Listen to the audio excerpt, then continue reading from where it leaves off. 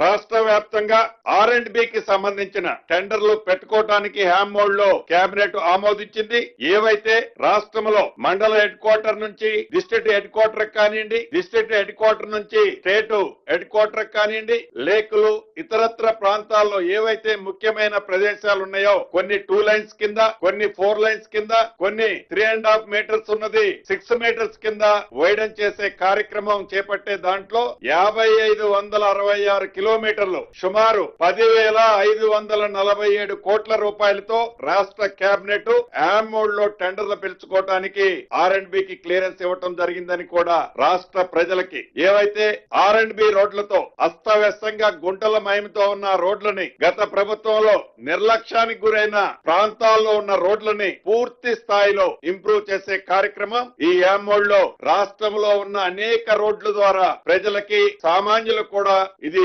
మెరుగైన ట్రాన్స్పోర్ట్ ఉపయోగకరంగా ఉండే విధంగా ఈ రోడ్లు ఉపయోగపడతాయని కూడా తెలియజేస్తున్నాను.